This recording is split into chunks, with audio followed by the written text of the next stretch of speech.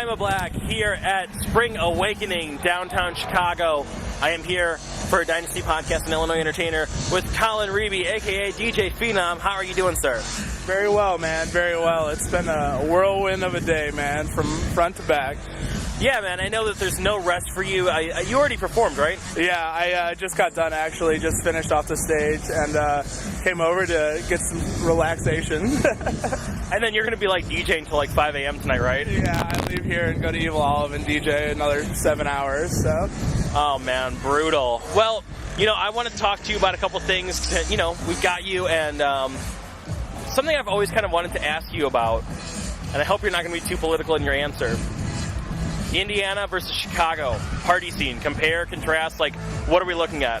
Honestly, I missed out on all the good loft parties here. I had played one, and it was very comparable to Indiana. Indiana thrives on a house party scene, loft scene.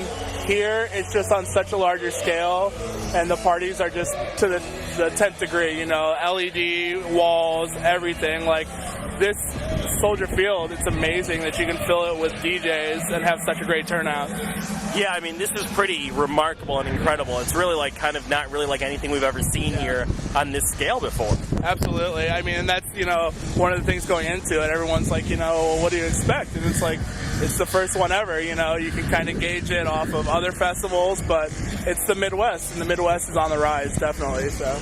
Well, you're somebody who does stuff in a lot of cities in the Midwest, not just Chicago, not just in cities in Indiana, like Indianapolis and stuff. Do you think that in maybe some of the markets like in Milwaukee, in Madison, Indianapolis that aren't quite Chicago, do the kids maybe go harder because they don't have quite as many options as maybe we do in a city like Chicago or New York or something? I'd say definitely on the nights that I've played there. I just did 2 nights. I did Thursday and Friday in Milwaukee with Nobody Beats the Drum and Chris V.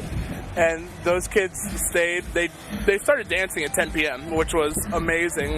In Chicago, usually it's a later crowd. People file in around 1-ish, 1:30-ish. And after a couple drinks, they get warmed up to the dance floor. But these kids came straight out and hit the dance floor and didn't stop until last call, so. Are they a little bit more engaged in that they're maybe not staring at their phone, waiting to get into VIP, trying to be cool? Absolutely, man. And that's another thing too, is everyone was so welcoming, so many people came up afterwards and they introduced themselves, which is we're always, as DJs, we're always happy to meet new people, people that are into it. And I think, a lot of times I guess it's the cool factor or whatever. In Chicago, you don't get that as often as other cities and stuff like that, so. Now, something that's interesting is you've really only lived here about, a year and a half or so, right? Yeah, a year and a half. It's been the craziest year and a half of my life, hands down.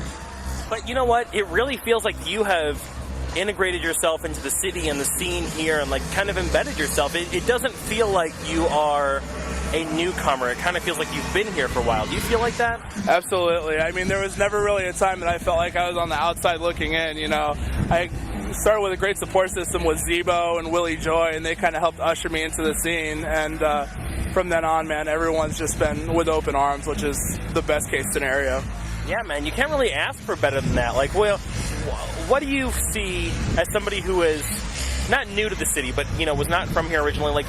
As a transplant, what do you see as some staples of the Chicago party scene that maybe aren't present in other markets and other cities? Just the DJ history here is remarkable. I met Gene Ferris last month for the first time, and yeah. That night he introduced me to Paul Johnson. Gantman's really helped me out in breaking it. There's a lot of legendary DJs that have just been remarkable, and it's Derek Carter, Gene Ferris, Paul Johnson, Gantman, Chicago house legends, and you can't compare that to any other city. But you know what? I'm thinking about it now in some of the places that you play, like in Evil Olive and stuff, and that's, that particular venue, that gets a younger crowd a lot of times. Is it weird for you to think that you might be somebody's first DJ?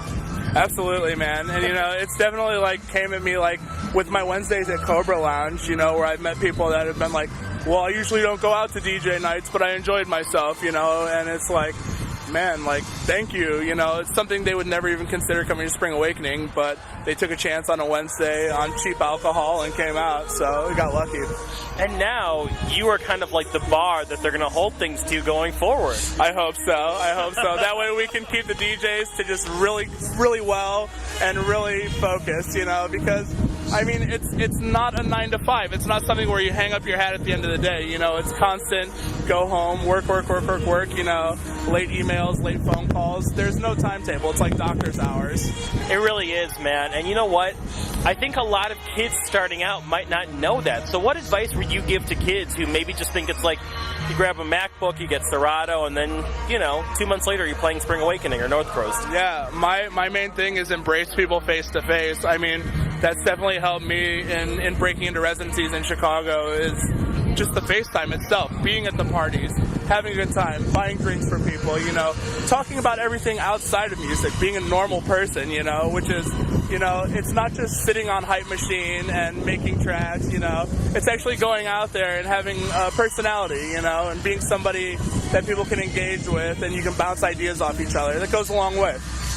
I think you've got that in spades, man. It's like you and I haven't even known each other that long, but you've always just projected this very like friendly, outgoing persona. And I get the impression it's not something you're doing to like boost your DJ standing. It's just kind of who you are. You just are kind of this very like engageable, approachable dude, you know? Absolutely, man. I mean, I said it a couple months ago, like, all the naysayers, we're at capacity for that in Chicago, you know, we're at capacity for criticism and ill wishes and all that. It's about having fun at the end of the day, man. Like, being able to play music for a living is a blessing. So. Yeah. Now, what else is coming up for you? Like, what does the second half of 2012 or even 2013 hold for Phenom? I'm going to be playing the festival on Montrose Beach at the beginning of next month. Is that Wavefront? Yeah, I'm really excited about that one. I'm going to do the July 1st date with Duck Sauce. And after that, I may be playing a little festival of the coasts, if you will. I can't really announce it yet, but a little coast festival. Yeah, I wonder what that could be. Right. Well, dude, man, that's awesome. I can't wait to see you at all those events. And, man, really, like, as far as I'm concerned, you are a Chicagoan. You are embedded in this city, and you have really embraced Chicago, and Chicago has embraced you in a big, positive way, and I think that's awesome. So keep up the good work. Absolutely. I appreciate it, man. Like I said, it's been the best case scenario over the last year and a half. I couldn't ask for anything more, from friendships to, you know, getting residencies to playing Soldier fucking Field, man. Soldier fucking Field. It's crazy. There's no feeling like it, man. Like, I mean, I got the phone call as I was, you know, getting ready to pack up and go to rehab to do my Monday night residency. You know, they called me up and they said, "What are you doing? What are you doing the Saturday of Spring Awakening?" And I was like, "Oh, you know, I'm down to play an after party. You know, I'm down to play Congress or, you know, the Mid or whatever." And they said, "No, we're gonna have you play there." And I was just like, hold on. You know, I hung up the phone and I was like, "I'll call you right back." And my roommate's in there and he goes, "Spring Awakening, huh?" And I was like, "Yeah, I got Spring Awakening." And he was just like, because he's from Indiana too, you know, so it's like we all kind of rise together. Like, when I got my set tonight, I called Clinton up, Show You Suck, and I was like, "I really want you to host, man," because it's about a team, man, about rising together, you know, so. And you want to talk about a dude who everybody fucking loves. Absolutely, man. He's one of my best friends, man. I definitely take a bullet for him, dude. And he's a great performer and a great person, man. Well, I love it, man. I think the same can be said of you, and really best of luck with everything going on. Thanks so much for taking the time, man. Thank you so much.